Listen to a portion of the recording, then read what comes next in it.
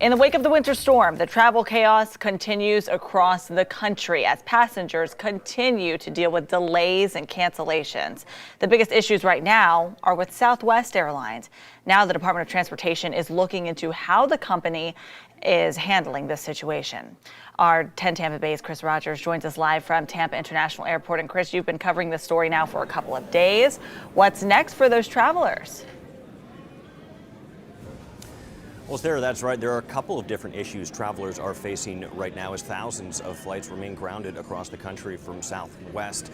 We're seeing people turn to rental cars, other forms of ground transportation to try to get where they need to go. The other big thing is tracking down their bags. You can see the huge number of bags still stacked up here at TPA. The number of bags has gone down since yesterday, but still certainly causing major problems for people trying to just track down their property and get home. Southwest says if you're having trouble tracking down your bag, you might have to file a claim online to be reimbursed or visit the baggage claim in person to try and find it yourself. I reached out to a spokesperson for Southwest, and they tell me customers can also request a full refund or flight voucher that won't expire.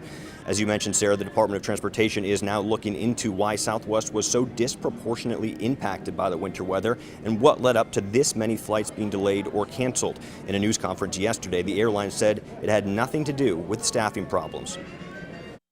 There were no staffing challenges for Southwest Airlines whatsoever. When it came down to this, it was just the sheer size of the storm as it grew, moving from west to east, and the impacts. There were some locations like in Denver where it was more blowing dry snow, but it was the sheer amount.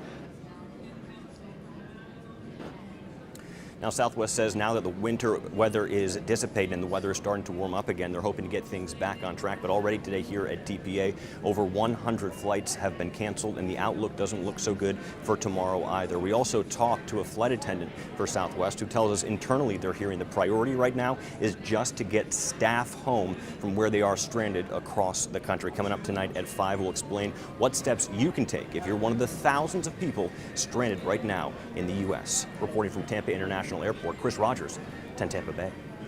Thank you, Chris. And check this out. TPA is not the only airport dealing with piles of luggage. There are hundreds of bags stranded at airports in Chicago, in Baltimore, and in San Diego. Remember, as Chris mentioned, if you've traveled recently and you're missing a bag, you can visit your airline counter inside the airport, or you can also file a claim online.